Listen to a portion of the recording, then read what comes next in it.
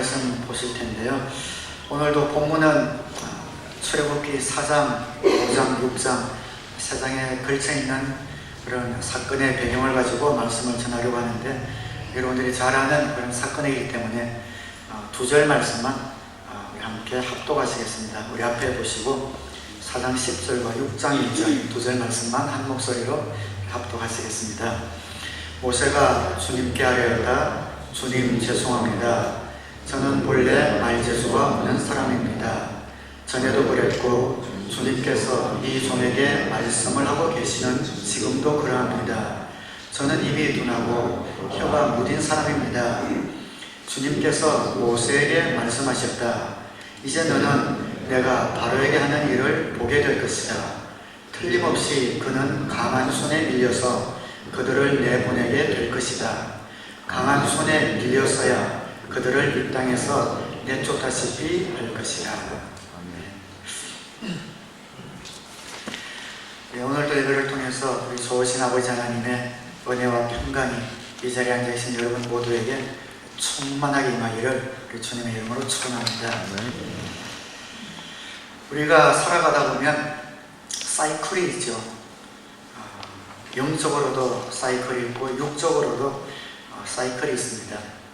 육신적으로도 어떤 때는 기분이 좋다가 어떤 때는 다운되기도 하고, 어떤 때는 팔팔했다가 어떤 때는 기운이 없어지기도 합니다.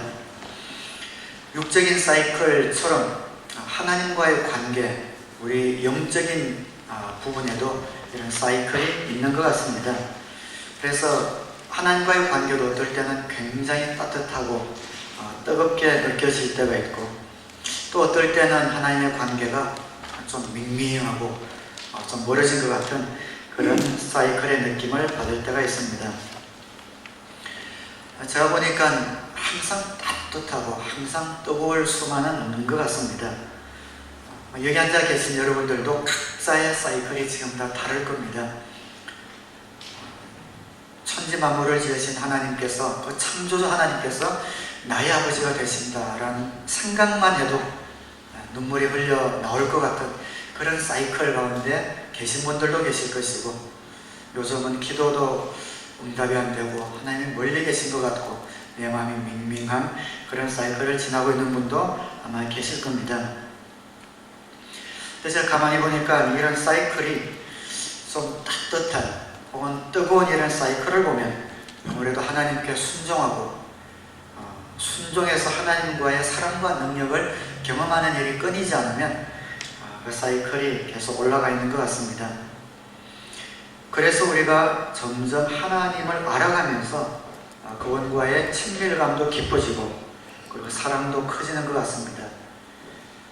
그분을 알아간다는 것은 지식적으로 알아가는 것이 아니라 체험적으로 그분을 알아갈 때, 체험적으로 그분을 경험하려면 반드시 순종이 선행되어야 하기 때문에 순종할 때, 그리고 순종을 통해서 그분을 경험할 때 항상 하나님과의 그런 따뜻한 사이클이 지속되는 것을 봅니다.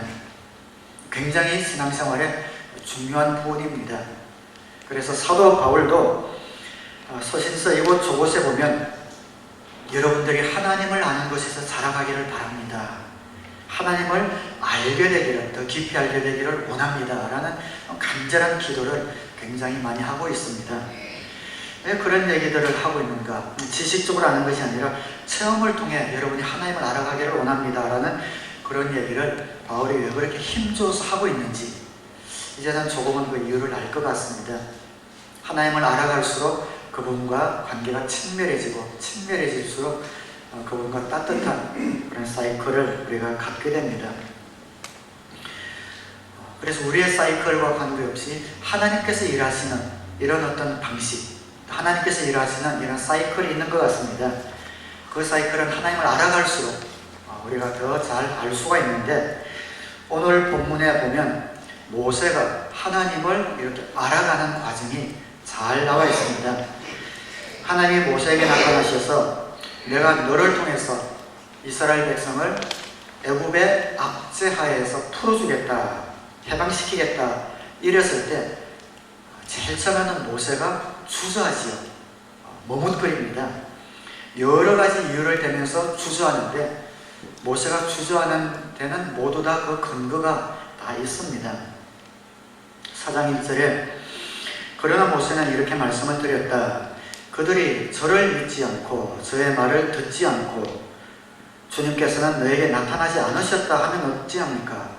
제가 이스라엘 백성에게 가서 하나님이 나에게 나타나셔서 여러분들을 구원하라고 저를 보내셨습니다 라고 우리 동족에게 이야기를 해도 그들이 제 말을 믿지 않으면 어떻게 합니까? 당연히 있을 수 있는 그런 염려지요. 갑자기 잠적했던 사람이 40년 뒤에 나타나서 하나님이 나에게 나타나셔서 이제 여러분들은 해방될 것이요, 이런데 쉽게 믿을 사람이 없다는 겁니다. 두 번째 주저하게 된 이유는 바로 왕에 대한 것입니다. 바로 왕이라고 기록되어 있는데, 바로는 고유명사입니다. 이집트의 왕을 전부 다 바로라고 그렇게 부릅니다. 어쨌든 바로에게 가서 하나님이 말씀하시기를 하나님의 백성을 풀어주라고 말씀하셔서 만약에 그렇게 한다면 바로가 그 말을 고지 듣겠냐 이거죠. 이 양치는 데서 40년을 세월을 보낸 이런 할아버지가 와서 그래? 하고 준비되었다는 것이 그 이스라엘 백성들과 노동력을 풀어줄 리가 만무한 겁니다. 그래서 주저하는 겁니다. 또 세 번째 주저하는 것은 내 자신이 말을 못한다는 겁니다. 4장 10절에 모세가 주님께 하였다. 주님 죄송합니다. 저는 본래 말재주가 없는 사람입니다. 전에도 그랬고 주님께서 이 종에게 말씀을 하고 계시는 지금도 그러합니다. 저는 입이 둔하고 혀가 무딘 사람입니다. 말재주가 없어서 설득할 만한 이런 달란트가 없다는 겁니다. 그래서 어떤 분들은 이 구절을 가지고 모세가 말을 더듬지 않았나 그렇게 짐작하는 분도 있지만 그런 의미는 아닌 것 같아요. 왜냐하면 사도행전 7장 22절에 보면 모세는 이집트 사람의 모든 지혜를 배워서 그 하는 말과 하는 일에 능력이 있었습니다. 지혜가 충만하고 말과 하는 데 있어서 유창했다라고 기록을 하고 있기 때문에 말을 더듬거나 그런 건 아닌 것 같아요. 그런데 이방 땅에서 40년을 살다 보니까 이제 그의 본국 언어인 히브리 말도 좀 가물가물한 것 같고 또 애국 말도 잘 못하고 이것을 가지고 설득을 시키려고 하니까 자신이 없다는 거죠. 저보고 만약에 외국교회 가서 캐네디언 교회에서 영어로 설교 한번 하시라면은 굉장히 스트레스 받고 이게 자신 없습니다 라고 할 만한 그런 심정인 것 같아요. 그래서 모세가 주저하는 이 세 가지 이유가 다 말이 됩니다. 주저할 만한 충분한 그런 근거를 갖고 있습니다. 하나님이 모세에게 나타나셔서 내가 내 백성을 이제 애굽에서 압제해서 구해내야겠다. 네가 가서 그 일을 전해라 했을 때 이런 머뭇거릴 만한 이유를 충분히 갖고 있었습니다. 그러나 모세가 몰랐던 한 가지가 있는데 그것이 뭔가 따라서 복창해 주시기 바랍니다. 하나님의 부르심에는 능력도 따른다. 그렇습니다. 하나님께서 우리에게 일을 시키실 때는 그 일을 감당할 수 있는 능력과 힘을 주신다 하는 이것을 모세가 몰랐던 것입니다. 이제 이것을 알아가야 되는 겁니다. 그래서 애국 사람이 나에게 하나님이 나타나셨다, 하나님이 나타났다 해도 믿지 않으면 어떻게 합니까? 이렇게 하니까 하나님께서 기적을 보여주시죠. 지팡이를 던지니까 뱀이 되고 다시 잡으니까 또 지팡이가 되고 또 피부병에 걸린 손을 품속에 넣었다가 빼니까 다시 깨끗해지고 하는 이런 기적을 통해서 정말 내가 보낸 사람이다라는 것을 믿게 될 것이다 라고 알려주셨습니다. 또 바로가 믿지 않으면 어떻게 할 것인가. 그러니까 거기서도 9절 말씀에 그들이 이 두 이족도 믿지 않고 너의 말도 믿지 않으면 너는 나일강에서 물을 푸다가 마른 땅에 부어라. 그러면 나일강에서 포온 물이 마른 땅에서 피가 될 것이다. 그러니까 바로가 믿지 않으면 이 기적을 보여주라는 겁니다. 실제로 보여주었죠. 나일은 애국 사람의 생명줄입니다. 그리고 애국은 다신 종교를 갖고 있기 때문에 나일을 신으로 모셨습니다. 그런데 하나님께서 나일강, 말하자면 이 애국의 신을 정복하는 것으로 하나님이 보냈다라는 것을 내가 알려주겠다 라고 모세에게 이야기를 해주신 겁니다. 그리고 세 번째, 저는 말을 못합니다 하니까 11절에 하나님이 또 이렇게 보여주십니다. 주님께서 그에게 말씀하셨다. 누가 사람의 입을 지었느냐? 누가 말 못하는 일을 만들고 듣지 못하는 일을 만들며 누가 앞을 볼 수 있는 사람이 되게 하거나 앞 못 보는 사람이 되게 하느냐? 바로 나 주가 아니더냐? 그러니 가거라. 네가 말하는 것을 내가 돕겠다. 네가 할 말을 할 수 있도록 내가 너에게 가르쳐 주겠다. 말하는 것도 걱정하지 말라는 겁니다. 가기만 하면 무슨 말을 해야 할지 생각나게 하고 그 말을 할 수 있도록 내가 도와주겠다. 가기만 해. 가기만 하면 돼. 걱정하지 마. 하나님께서 세 가지 주저하는 이유에 대하여 다 그 근거를 이길 수 있는, 극복할 수 있는 그런 능력을 부여해 주고 계십니다. 한 2000년 지난 다음에 예수님도 제자들에게 똑같은 말씀을 하시지요. 마가복음 13장 11절에 보면 사람들이 너희를 끌고 가서 넘겨줄 때에 너희는 무슨 말을 할까 하고 미리 걱정하지 말아라. 무엇이든지 그 시각에 말할 것을 너희에게 지시하여 주시는 대로 말하여라. 말하는 이는 너희가 아니라 성령이시다. 우리에게 사명을 맡기시고 우리에게 사역을 맡기시고 우리에게 일을 맡기시는 하나님께서는 그 일을 맡기실 때 능력과 힘과 지혜도 함께 부여하신다는 겁니다. 우리가 할 일은 그 신실하신 하나님을 의지하며 그 말씀에 순종하기만 하면 된다는 겁니다. 여러분도 시민권 인터뷰를 하시든지 조합 인터뷰를 가시든지 하면은 물론 열심히 공부는 하십시오. 열심히 공부는 하지만 막상 갈 때는 걱정하지 마시기 바랍니다. 가면 영어도 잘하게 되어 있고 모르던 일은 영어도 아마 잘 들리게 되어 있습니다. 기도 많이 하고 가면 됩니다. 물론 공부 하나도 안 하고 기도만 안 하고 가면 안 되지. 뭔가 들은 게 있어야 하나님 그것을 통해서 쓰시기 때문에 공부는 하지만 가기 전에 하나님께 기도하고 갈 때에 하나님께서 필요하면 그런 지혜와 해야 될 말들을 주신다는 겁니다. 우리 교회 간증들이 많지요. 삼간증, 삼공부 수료간증, 침례간증, 간증들이 많습니다. 간증할 때마다 이제 간증하십시오 하면은 하나같이 막 이게 주저합니다. 저는 말을 잘 못하고 앞에 가면 뜬다고 그래요. 앞에 나가기만 하면 기절할지 모른다고 그러면서도 얼마나 잘합니까? 나오시는 분 한 분 한 분 보면은 야 저렇게 진짜 어떤 분은 그렇게 주저하셔서 막상 부탁은 드렸는데 걱정했는데 나오셔서 간증하는 거 보면 정말 하나님의 은혜를 잘 전달하시는 것을 우리가 봅니다.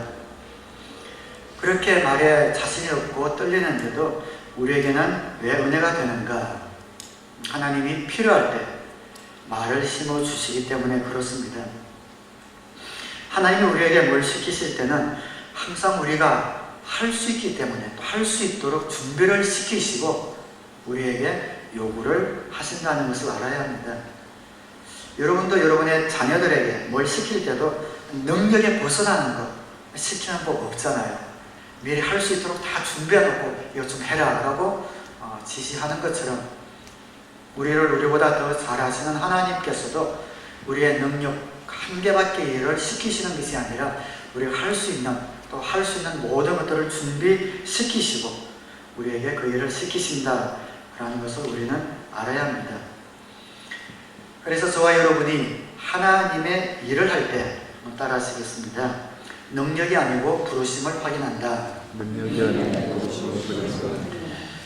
여러분, 우리가 하나님이 우리에게 무슨 일을 시키신다 할 때 그런 요청이 올 때 제일 먼저 생각하는 것이 무엇입니까? 내가 이거 과연 할 수 있을까? 이거 내가 과연 감당할 수 있을까? 그런 생각하지요. 당연합니다. 내가 할 수 있을까? 이 생각이 잘못된 것은 아닙니다. 그러나 우리가 하나님이 무슨 일을 시키신다라고 느낄 때에 제일 먼저 생각해야 되는 것은 내가 할 수 있을까라는 것이 아니라 정말 하나님이 나에게 이 일을 시키시는가, 이것을 먼저 생각해야 합니다. 할 수 있을까보다 하나님이 정말 내가 이것을 하기 원하시는가, 그것을 생각해야 합니다.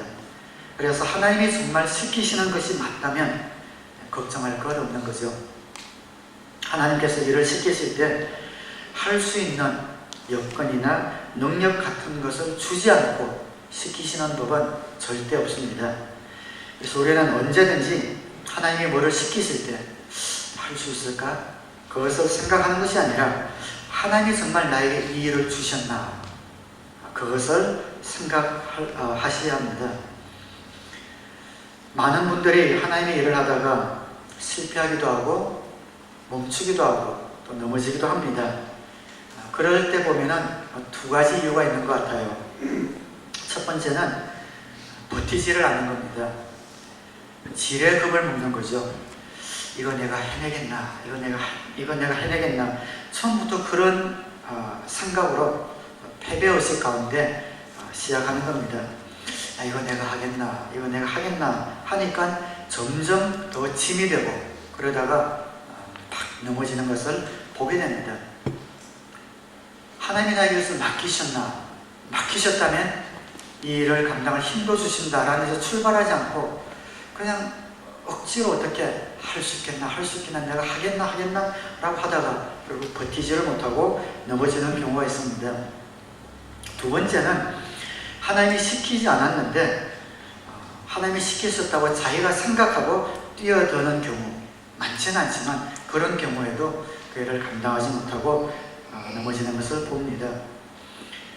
그러나 그 두 가지 이유가 아니라면 정말 하나님이 시키신 일이면 절대 우리가 할 수 없는 일을 맡기시는 법이 없습니다. 하나님께서는 항상 우리가 할 수 있는 것, 뭔가 이렇게 길을 마련해 놓으셨고 또 자신이 있으니까 우리에게 맡기신다라는 것을 우리는 알아야 합니다.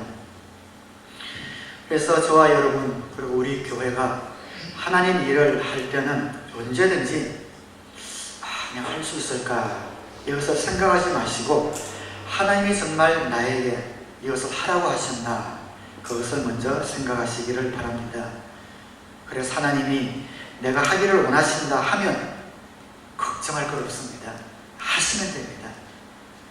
하면 됩니다. 처음부터 그렇게 부담감을 갖고 두려움을 갖고 실패하면 어떻게 할까 그렇게 하면 넘어지게 되어 있습니다.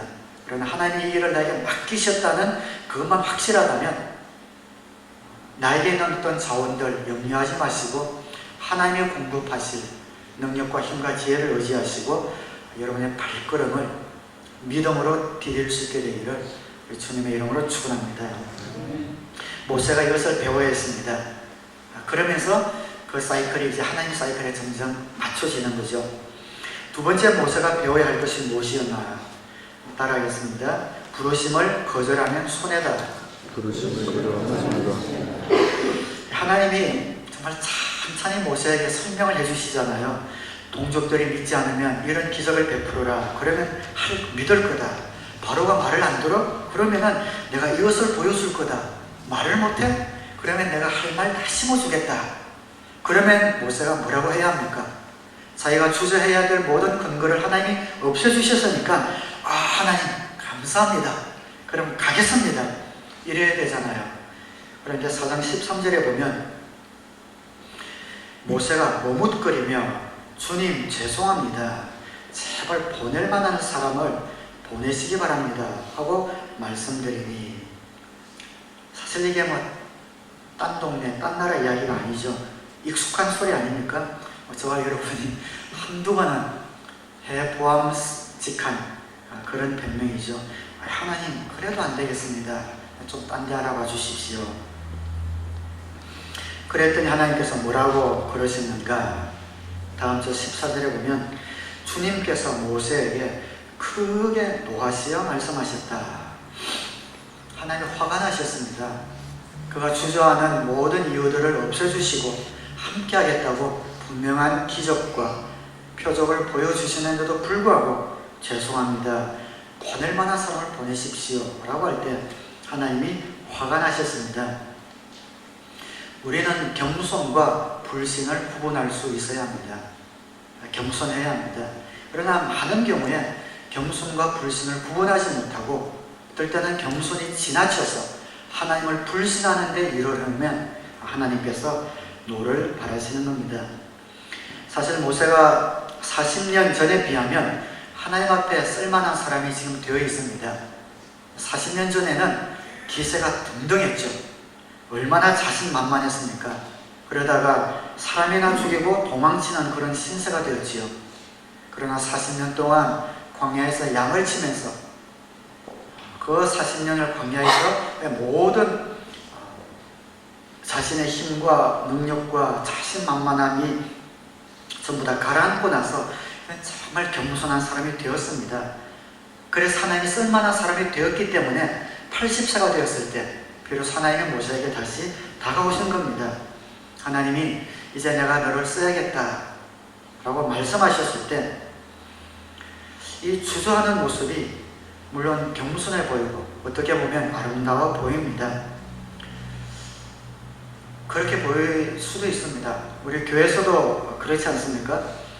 자기 역량도 없으면서 높은 자리 차지하려고 그러는 사람들 있죠. 우리 교회는 정말 그런 문제가 없습니다만 직책 중심의 그런 교회들 가면 그런 일들이 많습니다. 자기가 그만큼 준비도 안 되었으면서 안수집사 되려고 그러고 장로 되려고 그러고 그럴 만한 그릇도 못 되면서 큰일 나겠다고 하는 바람에 교회에 문제가 생기는 것을 보게 되죠. 자기의 분수를 알고 자기 약함을 알고 자기 약점을 알고 겸손하지 못했을 때 이런 문제들이 생기는 것을 봅니다.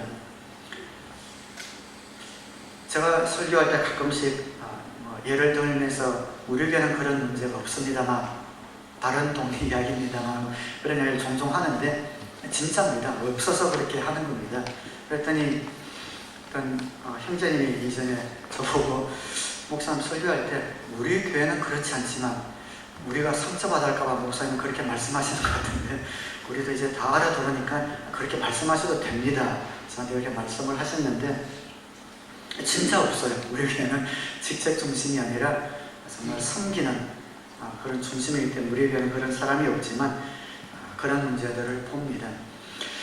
그런 의미에서 이 모세가 어떻게 보면 겸손해 보일 수도 있습니다.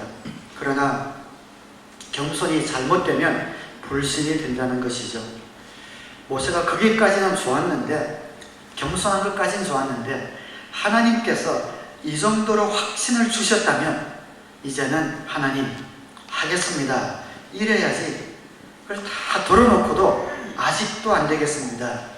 다른 사람을 보내십시오. 이러니까 하나님이 크게 노하셨다라고 말씀을 하고 있습니다. 겸손과 불신 이것을 우리가 구분을 잘해야 합니다. 겸손이 지나치면 그 다음부터 불신이 됩니다. 어떤 분들은 이것을 겸손으로 하는 분들이 있는 것 같아요. 그러면 하나님의 부르심을 우리가 어떻게 하는가? 정말 이것이 하나님이 나를 부르셨다는 것을 어떻게 확인할 수 있는가? 보통은 하나님이 소원을 주십니다. 소원을 주셔서 야 이것은 내가 꼭 해야 될 것 같은데 라고 좀 지워지지 않은 이런 소원을 주시면서 우리를 부르시기도 하고 어떨 때는 필요가 보이기도 하죠. 야 이거는 좀 돼야 될 것 같은데 야 이거는 누구라 좀 해야 될 것 같은데 다른 사람이 보이지 않는 그런 필요가 내 눈에 보일 때 그것 하나님의 부르심입니다. 또 가장 많은 경우는 교회를 통해서 초청되기도 하죠.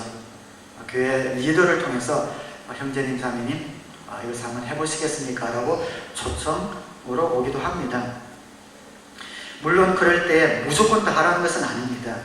그러나 적어도 이것이 정말 하나님의 뜻인가 아닌가는 생각할 수 있어야 합니다. 주저하는 것 상관없습니다. 그러나 내가 무엇 때문에 주저하는가? 내가 이것을 할 수 있을까 없을까? 이것 가지고 주저하는 것이 아니라 정말 하나님이 이 일을 나에게 원하시는가? 하나님이 정말 이 일을 나에게 시키시는가? 안 시키시는가? 그것 가지고는 시간을 오래 쓰셔도 괜찮습니다. 그것을 붙들고 확신이 생길 때까지 정말 하나님이 내가 이것을 하기 원하는가 라는 것을 갖고는 시간을 써도 괜찮습니다. 그리고 하나님이 정말 나에게 그 일을 원하신다라는 확신이 들면 그 다음에는 하겠습니다. 이래야지 거기서 더 나아가서 하나님이 그런 확신을 주셨는데도 불구하고 나는 이게 모자라고 저것도 부족하고 그러면은 그때부터 뭐가 되는가? 겸손이 불신이 되는 겁니다. 그럼 하나님께서 노하셨다고 성경에 기록하고 있습니다. 사랑하는 여러분, 겸손과 불신 이것을 잘 구분하셔서 하나님이 하기를 원하시면 힘을 공급하시고 능력을 공급하시는 것을 꼭 기억하셔서 지나친 겸손 이것을 불신인데도 불신을 겸손으로 착각을 해서 하나님의 초청을 거절하는 일이 없으시기를 주님의 이름으로 축원합니다. 하나님이 이렇게 초청하시면 그냥 네 하겠습니다. 이게 최고인 것 같아요. 그냥 100% 확신이 안 들어도 하나님이 나에게 소원이나 필요를 보게 하시거나 교회를 통해서 어떤 일을 초청하시면 근데 하나님의 일이라고 해서 무슨 선교사나 신학교가 이런 거창한 것만 생각하지 마시고 여러분의 목장에서 적게는 말씀 교사로 친교부장으로 아니면 여기 칼럼을 읽는 낭독자로 어떤 초청이든 여러분에게 그 초청이 올 수가 있습니다. 그럴 때 나는 아니에요. 겸손이면 좋은데 겸손을 넘어서 내가 할 수 있는가 아닌가를 보는 것이 아니라 하나님이 내가 하길 원하신다라는 마음이 있다면 그것을 수락하고 순종하라는 겁니다. 하나님이 그렇게 초청하시면 그래서 그냥 하겠습니다. 어른이 그렇다면 그런 줄 아는 것이 제일 좋은 것 같아요. 하나님이 그렇다면 그런 줄 아는 교회, 순종하는 교회입니다. 자꾸 거절하면 두 가지가 따라옵니다. 하나님께서는 그래도 너무 좋으신 분이셔서 또 기회를 주시기도 하시죠. 기다리셨다가 또 기회를 주시기도 하십니다. 그렇지만 또 어떤 때는 오케이 그러면 다른 사람 시키지 이럴 때도 있었습니다. 자꾸만 거절하면 오케이 준비 안 됐으면 다른 사람을 시키지 하고 다른 사람에게 그 섬김의 특권이 넘어갈 수도 있다는 겁니다. 사실 그런 분들 저는 종종 봅니다. 정말 하나님을 섬길 수 있는 특권 자꾸만 거절함으로 겸손이 지나쳐서 불신이 되어서 하나님께서 주신 그런 특권을 놓치는 것을 봅니다. 귀한 기회를 주셨는데 자꾸 사양이 아니라 불신하니까 하나님께서 그럼 오케이 딴 사람 쓰겠다 그리고 딴 사람 쓰시는 거거든요. 교회도 마찬가지입니다. 하나님께서 그 교회를 들어서 특별한 사명을 주실 때 그 교회가 그 사명에 대해서 자꾸 주저하면 하나님께서 다른 교회로 그 사명을 옮기실 수도 있다고 생각합니다. 하나님께서는 우리 사랑의 교회에 특별히 밴쿠버에 사랑의 교회를 세워주시고 어떤 희생, 대가를 치르면서도 복음을 들어보지 못한 분들 아직 교회나 신앙생활에 경험이 없는 이런 분들을 찾으러 나가는 신약교회 본질을 회복하는 교회로 우리를 초청해 주셨고 그 초청에 저와 여러분이 네 하겠습니다 라고 응했기 때문에 지금까지 하나님께서 우리를 사용해 주고 계십니다. 때가 되어서 다른 교회를 섬길 수 있는 기회를 주셨죠. 평신도 세미나 섬기는 기회를 주셨고 4년 전에 처음 그 세미나를 맞이할 때 그 마음 그때 여러분들 그 마음 기억하세요? 야 우리 할 수 있을까? 40명이나 되는 분들이 오셨는데 우리가 정말 그분들을 잘 섬길 수 있을까? 그렇지만 기쁨으로 두려움이 있지만 기쁨으로 순종했을 때 정말 놀라운 열매를 맺는 우리 섬김의 기쁨에 충만한 그런 시간들을 보내고 또 네 번째 평신도 섬김 맡게 되었습니다. 올해도 근데 하나님께서 어떤 분들을 보내주실지 아직은 모르겠습니다. 왜냐하면 평신도 세미나가 이제는 거의 한 달에 한 번꼴로 한국도로 북미에도 열립니다. 그래서 웬만한 교회들은 거의 다 다녀오셔서 전체적으로 이제 참석자 숫자는 점점 줄어드는 그런 상황 가운데 있습니다. 휴스턴 서울교회조차도 목회자 세미나를 등록 시작하면 하루 만에 몇 시간 만에 등록이 다 차는데 올해 처음으로 한 3분의 2 정도밖에 등록 미달 사태가 벌어질 만큼 목회자도 그렇고 평신도들도 숫자가 점점 줄어드는 것은 사실이에요. 우리 교회도 4년째 점점 숫자가 줄어들어서 그래도 한 10명은 넘어야 섬길 수 있는데 10명 미만이면 어떻게 하나 우리 목사님들과 오늘 의논 좀 하려고 그러는데 그럼에도 불구하고 하나님이 또 꼭 필요한 분들을 보내주시면 섬겨야겠다. 사실 올해는 제가 좀 문제가 좀 있었습니다. 그죠? 아까 우리 강인철 목사님이 기도하실 때도 저를 위해서 우리 목사님이 체력이 많이 약하시냐고 아주 구체적으로 기도를 해주셨는데 한번 체력이 확 떨어지면서 이제 데미지를 좀 심하게 입은 것 같아요. 그래서 심적으로 여러 가지로 약해져서 좀 머뭇거리는 사이에 확실히 교회에서 담임 목사 어쨌든 하나님 부족하든 어떻든 리더로 세워준 사람이 좀 머뭇거리고 이렇게 데미지를 입고 흔들리면 전체적으로 좀 다운되는 것 같아요. 회개합니다. 잘못했습니다. 그래서 저는 힘을 얻고 4월 첫째 주를 맞이했는데 이 세미나도 제가 또 이게 약해지니까 올해는 그냥 건너뛸까 이런 생각도 들고 그냥 숫자가 없어서 안 했으면 좋겠다 이런 생각도 중간에 문득문득 들었는데 하나님께서 그런 마음이 잘못된 마음이다 라면서 알려주셨습니다. 정말 숫자가 없어서 취소하면 취소하겠지만 하나님이 우리에게 그런 기회를 주셨는데 최선을 다해서 준비하고 섬기고자 하는 이런 마음은 우리 가운데 있어야겠다 해서 지금 그렇게 준비하고 나가고 있습니다. 우리가 거절할 때 물론 하나님께서는 또 기회를 주실 수도 있습니다. 그러나 첫 번째 초청에 응하는 것이 낫지 자꾸만 하나님께 변명을 하게 되면 오케이 그럼 내가 이렇게 해줄게 저렇게 해줄게 하고 두 번째 세 번째 계속 초청하셔서 우리를 그 초청에 응하게도 하십니다. 그런데 그렇게 해서 응하면은 첫 번째 예스 하고 했던 것보다는 결과나 열매가 훨씬 안 좋은 것을 우리가 보게 됩니다.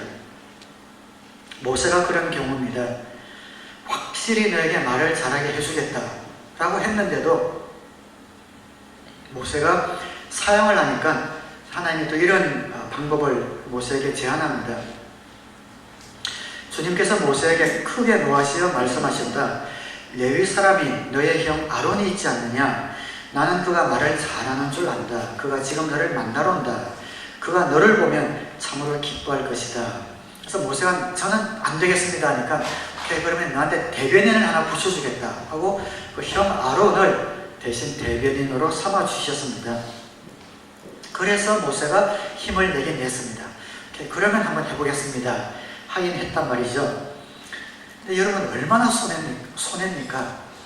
하나님이 모세에게 할 말을 내가 가르쳐주고 할 말을 심어주겠다 했을 때 하나님 알겠습니다 하고 갔다면 정말 하나님이 그에게 심어주시는 지혜의 말씀, 능력의 말씀들을 모세 스스로 경험하면서 이야 이런 내 생각으로는 할 수 없는 이런 말들을 정말 하나님이 때에 따라서 심겨주시는구나 하고 하나님의 능력에 대한 그런 귀한 경험이 자기 경험이 되었을 것인데 그 경험을 다 놓친 것 아닙니까?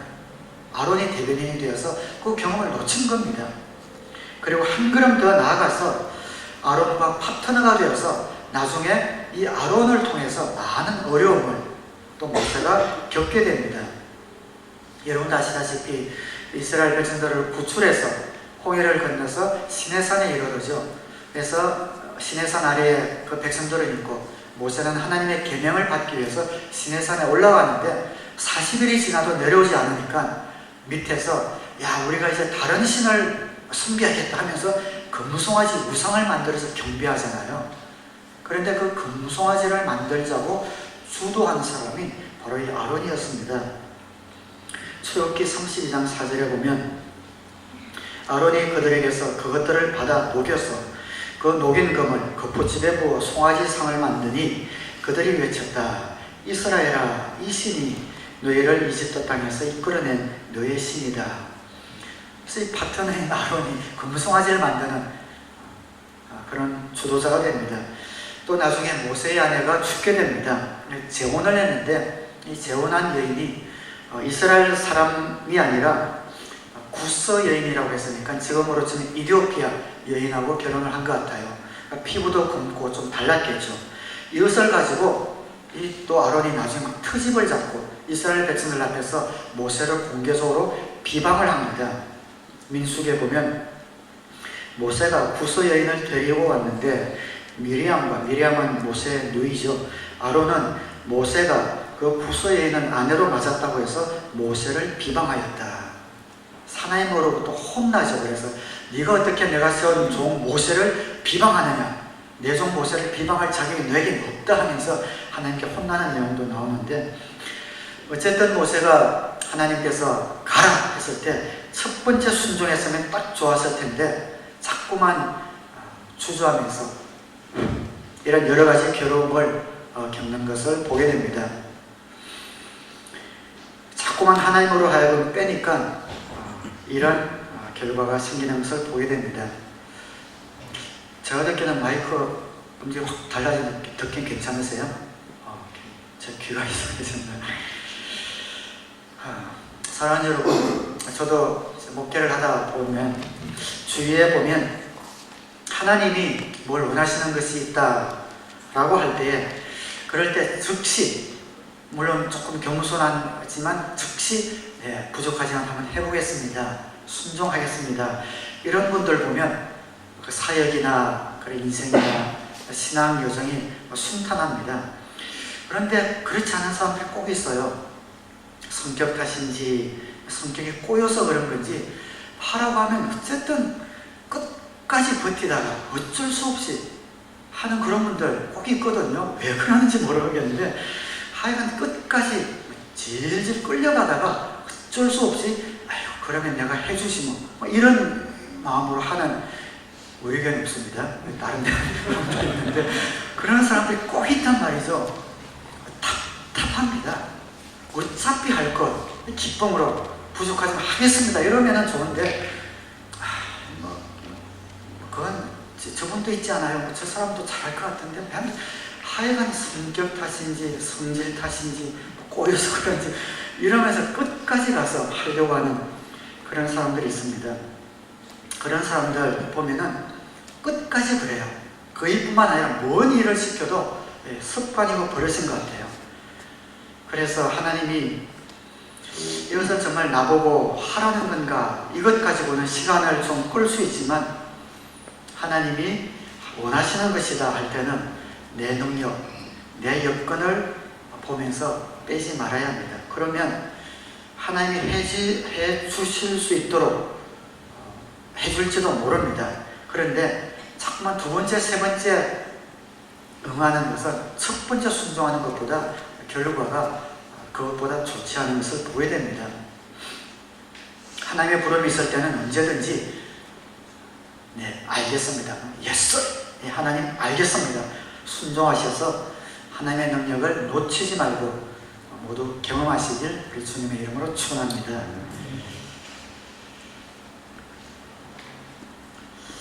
저도 제가 몸이 한 두 달 전에, 한 달 전에 제일 안 좋을 때, 그때 뉴욕에 있는 교회 목사님으로부터 집회 초청이 왔습니다. 사실 제가 컨퍼런스 때 목사님 다음 봄에 집회 한번 와주십시오 하고 저한테 구두로 말씀은 하셨는데 연락이 없어서 저도 잊어버리고 있었는데 하필 제가 제일 좀 힘들 때 그때 이제 초청이 왔습니다. 그리고 날짜도 컨퍼런스를 가서 바로 연결되어서 컨퍼런스 마치자마자 바로 금요일부터 해야 되는, 그래서 굉장히 힘든 그런 여정이에요. 그래서 자신이 없는 거예요. 그래서 첫 번째 전화 왔을 때는 목사님 저를 초청해 주셨다고 해서 꼭 초청할 필요는 없습니다. 목사님께 정말 필요가, 지금 제가 가서 필요가 이게 도움이 된다고 정말 생각되시면은 그때 한번 다시 초청해 주세요. 그리고 한번 그러면서 저는 한번 끊었습니다. 근데 다시 전화가 와서 꼭 제가 왔으면 좋겠다라고 말씀을 다시 하실 때에 제가 또 제가 하나님께서 부르시는데 어쨌든 제 능력이나 체력이나 이거와 상관없이 하나님의 그곳에 정말 필요가 있어서 저를 불러주셨다면 가야 되는 것이 맞다 싶어서 또 즉시 회개하고 알겠습니다. 목사님 가겠습니다. 그렇게 약속을 했습니다. 그래서 제가 서울 셋째 주에 컨퍼런스 마치자마자 또 그 교회 피그 목사님하고 목회자 세미나 동기 목사님이세요. 그리고 한인도 많지 않은 곳에서 가정교회를 하고 계신 그런 교회인데 하나님이 또 저를 통해서 그 교회에 꼭 필요한 말씀을 또 전해주시기를 또 기대하면서 또 기도하면서 준비를 하고 있습니다. 하나님께서 여러분에게 어떤 사역과 일과 사명을 맡기실 때 나의 지금 상황, 나의 지금 어떤 마음, 지금 나의 어떤 심리적 상태, 체력, 여건, 물질, 건강 이런 것들이 비록 굉장히 내가 생각할 때 기준에도 못 미치는 그런 수준에 있다 하더라도 여러분에게 소원을 주시고 필요를 보게 하시고 교회를 통해서 초청이 들어올 때 목장 목님을 통해서 초청이 들어올 때 하나님이 나에게 이것을 원하신다라는 생각이 드시면 여러분의 여건과 조건을 생각하지 마시고 그 부름에 임할 수 있게 되기를 다시 한번 주님의 이름으로 축원합니다. 그래서 모세와 아론이 애굽 바로에게 찾아갑니다. 5장 1절에 그 뒤에 모세와 아론이 바로에게 가서 말하였다. 주 이스라엘의 하나님이 말씀하시기를 나의 백성을 보내라. 그들이 광야에서 나의 절기를 지켜야 한다 하셨습니다. 그러나 바로는 이렇게 대답하였다. 그 주가 누구인데 나더러 그의 말을 듣고서 이스라엘을 보내라는 것이냐. 나는 주를 알지도 못하니 이스라엘을 보내지도 않겠다. 당연한 반응이죠. 너희들의 신이 누군데 보내라고 하느냐. 나는 알지도 못한다. 쓸데없는 소리 하지 마라 라는 거죠. 그리고 나서 보내고 나서 바로가 화가 난 겁니다. 그래서 5장 6절에 보면은 바로는 그날로 이스라엘 백성을 부리는 강제노동 감독관들과 작업반장들에게 명령하였다. 너희는 벽돌을 만드는 데 쓰는 짚을 더 이상 이전처럼 저 백성에게 대주지 말아라. 그들이 직접 가서 짚을 모아오게 하여라. 그러나 벽돌 생산량은 이전과 같게 하여라. 만들어내는 벽돌의 수가 줄어들어서는 안 된다. 그들이 게을러서 그들이 하나님께 제사를 드리러 가게 해달라고 하면서 떠든다. 그래서 우리말로 바꾸면 그거죠. 저놈들이 시간이 남으니까 이렇게 미쳤다, 환장해서 저런다 이렇게 표현을 하고 있는 거죠. 그래서 그래 너희들이 시간이 남아서 편하니까 뭘 보내달라 말라 하는데 좋아, 그러면 더 바쁘게 만들어 주마 해서 집도 너희들이 직접 구해서 벽돌을 만들라 라고 이야기를 하는 겁니다. 그러니까 이 백성들은 더 힘들어졌죠.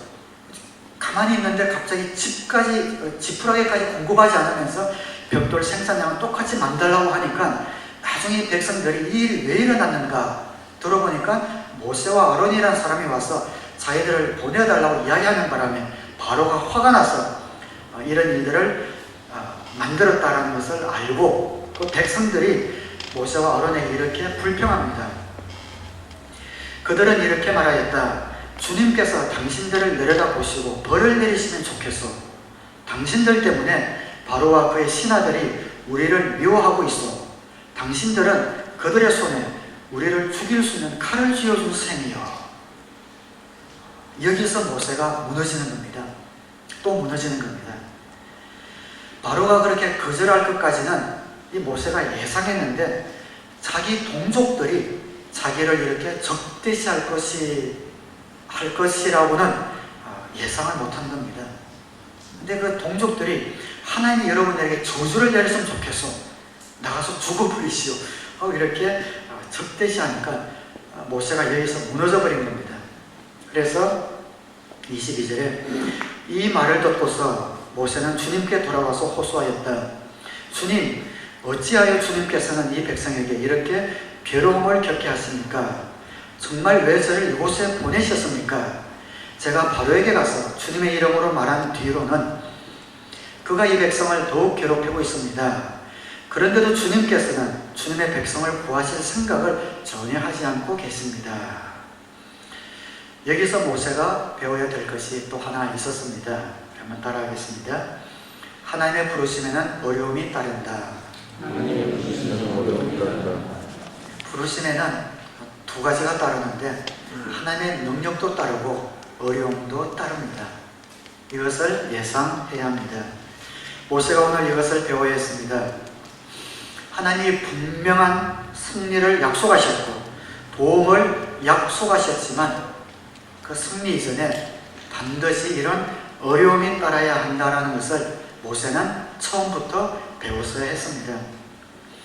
여러분도 이제 정말 주님이 원하시는 대로 살겠다, 주님 뜻대로 내가 살겠다, 그렇게 결심을 하잖아요. 그러면 어려움이 따릅니다. 100% 그런 건 아니지만 거의 대부분의 경우에 그렇습니다. 생명의 상을 듣기로 딱 결심하고 나면 갑자기 듣지 못할 자잘한 사고들이 생기는 것 경험하는 분들이 종종 있습니다. 예수님을 영접하고 침례를 딱 받고 나면 또 이상한 뒤숭숭한 이런 일들이 생기는 분들도 있습니다. 왜 그런가? 우리가 주님의 뜻대로 살고 주님이 원하시는 삶을 살기로 결심하고 나면 그런 역경이 따릅니다. 왜 그런가? 한번 따라하겠습니다. 세상은 악하기 때문이다. 세상은 악합니다. 그리고 이 악한 세상을 사단이 지배하는데 여러분이 이제 정말 주님의 뜻대로 살겠다, 주님의 일을 하면서 살겠다 라고 결심을 딱 하는데 세상이 가만두겠어요? 여러분이 사단의 입장이라면 가만두겠냐 이 말입니다. 그렇지 않잖아요. 자기의 수하에 있다가 이제 주님 뜻대로 살겠다고 결심하고 주님의 일을 하면서 살겠다고 결심하면서 나가는 그 사람을 사단의 입장에서는 가만둘 수 없는 거지요. 그래서 여러분이 내가 크리스찬이다 라고 하면서 여러분의 삶 가운데 어떤 역경도 없고 어려움도 없고 핍박도 없다면 솔직히 그분은 말이 크리스찬이지 실제로 크리스찬이 아닐 가능성이 많습니다. 내가 정말 주님의 뜻대로 살고 주님이 원하시는 것을 하려고 하면 반드시 어려움과 난관과 역경이 다가오게 되어 있습니다. 그래서 우리 삶 가운데 이런 핍박이 있고 역경이 있고 어려움이 있는 것은 그럴 때 모세처럼 우리가 낭망하기 쉽거든요. 내가 잘못 생각한 건 아닌가, 하나님의 뜻이 좌절되는 것 같고 하나님의 뜻을 잘못 읽은 것은 아닌가, 하나님이 왜 이렇게 침묵하시는가 라는 마음이 들기 쉽지만 이런 마음이 드는 것은 거꾸로 여러분이 제대로 하고 있다는 뜻이다라는 것을 아셔야 합니다. 오히려 역경과 어려움과 난관이 없다면 내가 제대로 하고 있지 못한 것이고 주님의 뜻대로 살기로 결심했을 때 역경과 어려움이 오고 하나님이 침묵하는 것 같은 그런 상황이 여러분에게 온다면 제대로 하고 있구나, 내가 제대로 가고 있구나, 그것을 아셔야 합니다. 사단이 왜 싫어하겠습니까? 우리가 정말 주님이 원하시는 삶을 살고 주님 원하시는 일을 하겠다 그러면 이런 어려움과 역경은 당연한 것으로 알고 이런 일이 생기면 낙심할 것이 아니라 내가 제대로 가고 있구나, 기뻐해야 된다는 겁니다. 그래서 사도 베드로는 베드로전서 4장 12절에 이렇게 고백합니다. 사랑하는 여러분, 여러분을 시험하려고 시련의 불길이 여러분 가운데 일어나더라도 무슨 이상한 일이나 생긴 것처럼 놀라지 마십시오. 그만큼 여러분은 이상한 것이 아니고 당연한 것이라는 거죠. 그만큼 여러분은 그리스도의 고난에 동참하는 것이니 기뻐하십시오. 그러면 그의 영광이 나타날 때에 여러분은 또한 기뻐 뛰며 즐거워하게 될 것입니다. 그의 영광이 나타날 때 이것은 하나님이 내 삶 가운데 역사하신다라는 그런 뜻입니다.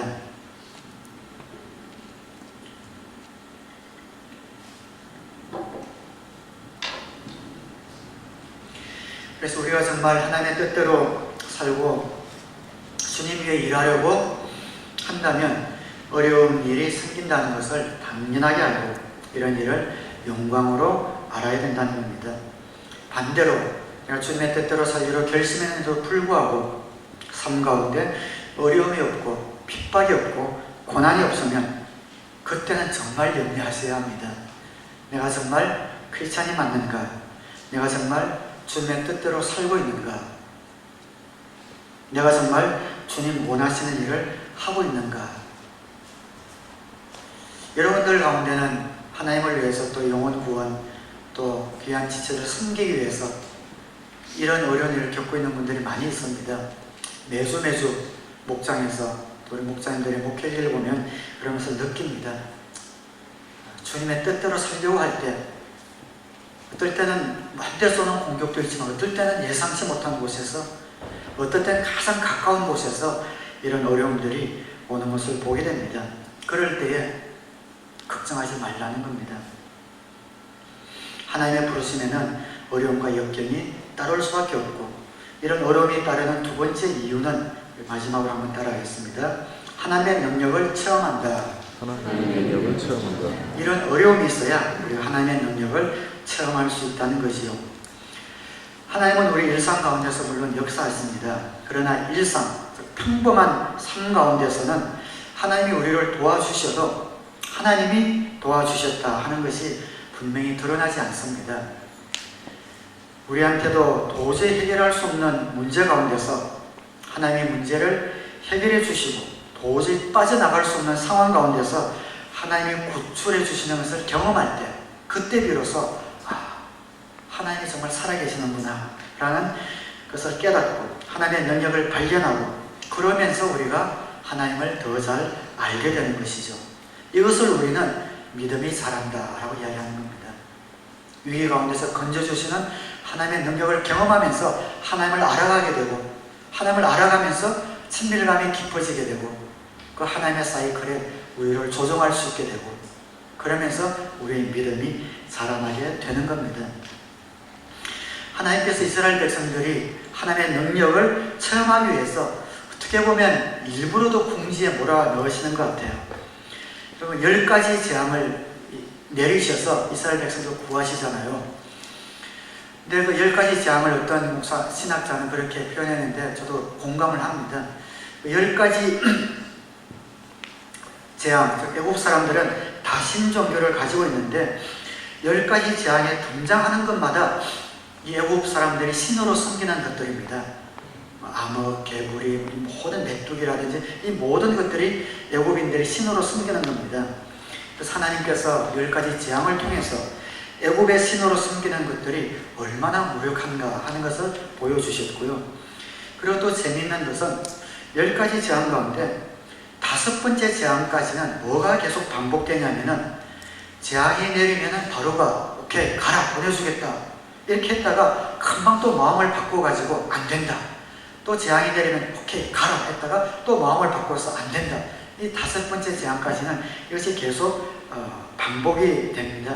바로가 스스로 고집을 피우는 거예요. 4장 7절에 보면 9장 7절에 보면 바로는 사람을 보내서 이스라엘 사람의 집중성이 한 마리도 죽지 않은 것을 확인하였다. 그러나 바로는 여전히 고집을 부리고 그 백성을 보내지 않았다. 5번째까지는 바로가 고집을 부리는데 6번째부터는 하나님이 바로에게 고집을 부리게 하십니다. 9장 12절에 보면 그러나 주님께서 바로가 여전히 고집을 부리게 하셨으므로 주님께서 모세에게 말씀하신 대로 바로가 그들의 말을 듣지 않았다. 앞부분은 바로가 고집을 피운 겁니다. 당연히 고집을 피우겠죠. 그 많은 노동력이 확 빠져나가니까 쉽게 굴복할 수 없습니다. 그런데 한 5번째까지 재앙을 맞고 나서는 이제 바로도 지친 거예요. 5번째까지 큰 데미지를 입고 나서는 이제 바로도 내보낼 정도로 지쳐버린 겁니다. 그러니까 하나님께서 그때쯤 돼서 고집을 부리게 하신 거지요. 사태를 더 악화시키는 겁니다. 고집을 부리게 하셔서 하나님께서 원하시는 그런 클라이막스로 더 몰고 가시는 것 같습니다. 그 클라이막스가 뭡니까? 10번째 재앙이지요. 죽음의 천사가 다니면서 맏배, 애나 짐승이나 첫 번째를 죽이는 재앙을 내리는데, 그때 문설주에 양을 잡아 피를 바른 집은 죽음의 천사가 넘어갑니다. 이것을 가지고 바로가 완전히 무릎을 꿇었고, 이것을 통해서 이스라엘 백성들은 그 구원의 하나님을 체험했고, 그래서 6월절을 지금까지도 지키고 있습니다. 홍해를 건너고 온 마음을 다해서 하나님을 찬양하는, 하나님의 능력을 경배하는 그런 모습을 마음을 갖게 됩니다. 더 나아가서 이런 6월절을 통해서 그리스도에 관한 메시지를 주셨습니다. 나중에 어떤 분이 오셔서 어린 양의 피, 그 피로 씻음받으면 죽음의 저주를 완전히 면할 수 있다라는 그런 메시지까지 주셨죠. 이것을 향해서 하나님이 몰고 가시는 겁니다. 그래서 이스라엘 백성들은 바로의 마음이 점점 강팍해지고 사태가 악해지는 것 같지만, 하나님 편에서 보면 당신의 능력을 나타내실 수 있는 이런 환경을 점점 만들어 가시는 것을 보게 됩니다. 사랑하는 여러분 가운데 오랫동안 기도하는 것이 응답되지 않든지 열심히 영혼을 섬기고 희생하고 또 전도하고 여러분이 기도하고 있는 그 지체들을 놓치지 않고 붙들고 있지만 점점 상황이 악해지는 것 같고 역경이 심해지는 것 같은 그런 것을 느끼고 있습니까? 하나님께서 하나님의 능력을 더욱 나타내시기 위해서 그런 환경 가운데로 인도하신다는 것을 기억하시면서 그 신실하심을 붙들고 버티시고 믿음을 가지고 끝까지 나아갈 수 있게 되기를 주님의 이름으로 축원합니다. 그럴 때 분명히 하나님의 능력을 체험합니다. 하나님은 신실하시기 때문에 우리에게 일을 맡기실 때, 저와 여러분에게 여러분의 목장에 영혼을 맡기실 때 하나님께서는 뜻과 섭리가 계셔서 맡기셨기 때문에 하나님의 능력을 체험할 수 있도록 우리를 인도하신다는 것을 꼭 기억하면서 우리는 머물러 있어야 합니다. 우리 주위에 믿음이 좋으신 분들 보면 다 이런 스토리들을 다 갖고 있습니다. 진퇴양난, 정말 인간의 지혜로는 해결할 수 없는 그런 문제를 당했든지 정말 궁지에 몰렸지만 끝까지 하나님의 신실함을 붙들고 그것을 극복하면서 하나님의 지혜와 능력을 체험하고 그 믿음이 확 점프하고 하나님과 더욱 깊어지는 그런 분들을 우리는 많이 보고 있습니다. 반대로 믿음이 안 자라는 사람은 어떤 사람인가? 항상 안전한 곳, 편안한 곳만 골라다니는 사람입니다. 그러니 언제 하나님의 능력을 체험할 수 있겠습니까? 우리가 역경이나 이런 것이 닥칠 때 한 가지 생각을 해야 되는 것, 물론 생각해야 되는 것은 이것이 나의 어떤 죄, 나의 잘못 때문에 그럴 수 있으니까 정말 내가 하나님이 원하시는 것을 하고 있는가, 하나님이 원하시는 방법을 하고 있는가, 그것은 물론 살펴보아야 하지요. 그래서 그것이 나의 죄나 나의 잘못 때문이라면 그것은 회개하면서 나가야 합니다. 그러나 내가 정말 하나님이 원하시는 방법으로 살고 있고 하나님이 원하시는 일을 위해 살고 있다, 이럴 것 같으면 그 다음에 역경이 깊어지면 깊어질수록 여러분에게 있는 기대와 소망이 더 커질 수 있게 되기를 우리 주님의 이름으로 축원합니다. 그래서 하나님은 절대 실패하지 않는 분이라는 것을 기억하시면서 하나님이 무기력해서도 아니고 내 기도를 들어주시지 않아서가 아니라 하나님의 능력을 나타내기 위하여 기다리고 계시다는 것을 아시고, 저 여러분이 그 상황 가운데서 해야 할 일은 한 가지입니다. 하루하루 성실하게 오늘 내가 할 일 미루지 말고 하시면서 버티는 겁니다. 그렇게 하셔서 하나님의 크신 능력을 경험하는 그런 간정들이 우리 교회 가운데 풍성하게 일어나기를 우리 주님의 이름으로 축원합니다. 기도하겠습니다.